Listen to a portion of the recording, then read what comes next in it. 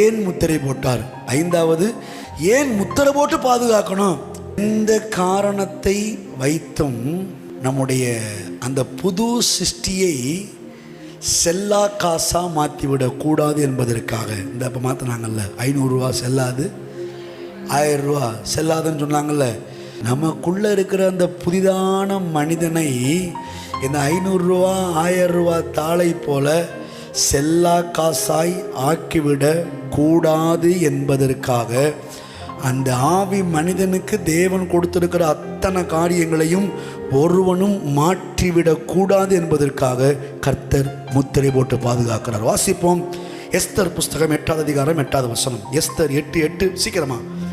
இப்போதும் உங்களுக்கு இஷ்டமானபடி நீங்கள் ராஜாவின் நாமத்தினால் யூதருக்காக எழுதி ராஜாவின் முத்திரை மோதிரத்தினால் முத்திரை போடுங்கள். ராஜாவின் பெயரால் எழுதப்பட்டு ராஜாவின் மோதிரத்தினால் முத்திரை போடப்பட்டதை செல்லாமல் போக பண்ண ஒருவனாலும் கூடாது என்றான். இந்த சம்பவம் என்னன்றது தெரியும் நமக்கு. சம்பவம் முக்கியம் அல்ல, வசனம்தான் முக்கியம். கதையாடா முக்கியம் அப்படின்ன மாதிரி சம்பவம் நமக்கு இப்போ முக்கியம் இல்லை, இந்த வார்த்தை நமக்கு முக்கியம்.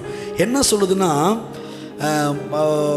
யூதருக்காக எழுதி ராஜாவின் மோதிரத்தினால் முத்திரை போடுங்கள்.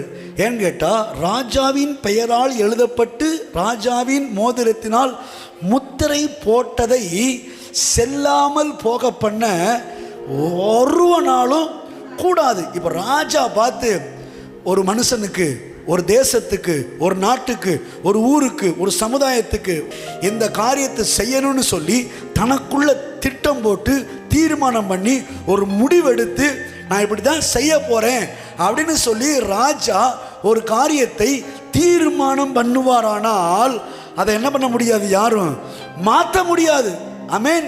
தீர்மானம் பண்ணாலே என்ன பண்ண முடியாது, மாற்ற முடியாது. ஆனால் இங்கே என்ன சொல்லுதுன்னா, தீர்மானம் பண்ணதை என்ன பண்ண சொல்கிறாங்க, முத்திரை போட சொல்கிறான்றாங்க. ஏன்னு கேட்டால், தீர்மானம் பண்ணப்பட்டதே மாற்ற முடியாது, சேர்த்து முத்திரை போட்டான்னு வச்சுக்கோங்களேன், அதை சுத்தமாக என்ன பண்ண முடியாது, செல்லாமல் போக பண்ண ஒருவனாலும் கூடாது. அதுதான் ராஜ பதவி, ராஜ மேன்மை. என்ன, அவன் யாரு, ராஜா. அதுதான் அந்த முத்திரையினுடைய வேலி, முத்திரையினுடைய மதிப்பு. சொல்லாமல் பண்ண போகவே முடியாது. நான் சொல்கிறேன், இந்த உலகத்தின் ராஜா